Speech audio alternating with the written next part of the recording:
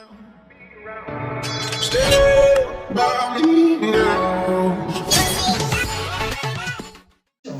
pour mytho, c'est pas pour que tu me ramènes un connard qui... Excusez-moi, la voyante, elle fait quoi déjà? Ta gueule! Ferme ta gueule et cultive-toi, putain de merde! Après, j'avoue, quand t'es youtubeur, t'as un mode de vie un peu décalé par rapport à tes autres potes de 30 ans. Moi, à minuit, c'est l'après-midi, je commence ma journée. Et je suis forcément un peu plus au courant des derniers trucs à la mode, vu que je traîne beaucoup sur internet. J'essaye de rester dans le coup, tu vois, je veux pas devenir le daron qui pige plus rien, tu sais. Tu vois, celui, au moins de pépins, il demande de l'aide à ses gosses. Au moins sur ça, je suis content. Depuis que j'ai déménagé, c'est mon frère qui se fait bolos. Fiston, pour le travail, j'ai un appel. Et il faut utiliser Zoom. Mais quand je zoome, ça ne marche pas. Tu n'es jamais là pour aider ton père.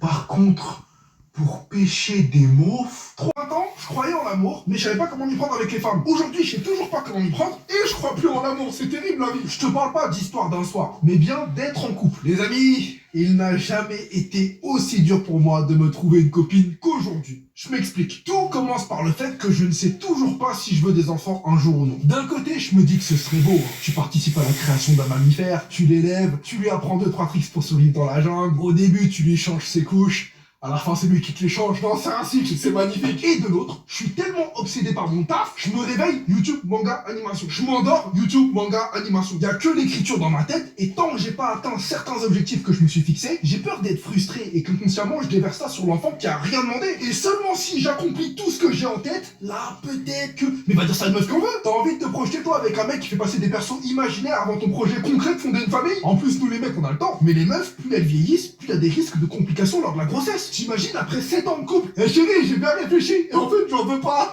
allez, bye, on va aller faire ça. Ensuite, t'as le cas inverse. C'est celles qui sont catégoriques sur le fait qu'elles ne veulent pas d'enfants. Là, c'est moi qui dois nexter, parce que si jamais un jour je me rends compte que j'en veux, on sera dos au mur, rupture, etc.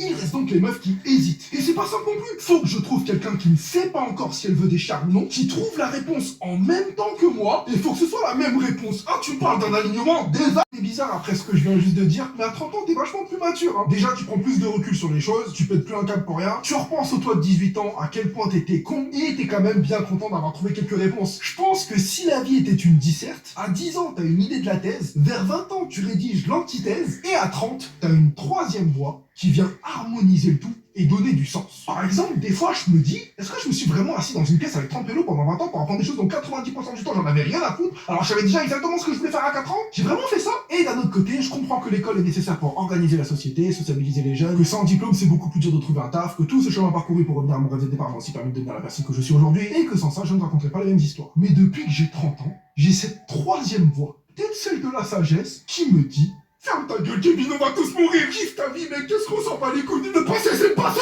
T'es là, tu fais des blagues sur YouTube, il faut faire rire les gens, passe du temps avec tes parents, rends visite à ton grand-père. Ah, j'ai accepté qu'un jour, je vais crever comme une merde. Et je suis content de pas l'avoir compris trop tôt, parce que sinon j'aurais rien fait de ma jeunesse. Donc pour tous ceux qui traversent une crise de la trentaine, ah, entre 20 et 30, j'aurais dû faire ci, un tel est déjà marié, l'autre un taf de ouf, pourquoi j'ai pas acheté du bitcoin? Poteau, peu importe combien d'avance quelqu'un prend sur toi, on est tous à égalité à la fin. Et le grand défi de la vie, c'est de continuer à donner le meilleur de nous-mêmes tout en sachant ça, afin de laisser un héritage et d'inspirer les générations futures. T'as vu, j'ai grandi, hein. Faudrait que j'écrive un livre un jour. L'art de faire les choses jusqu'au bout. Je suis sûr que ça...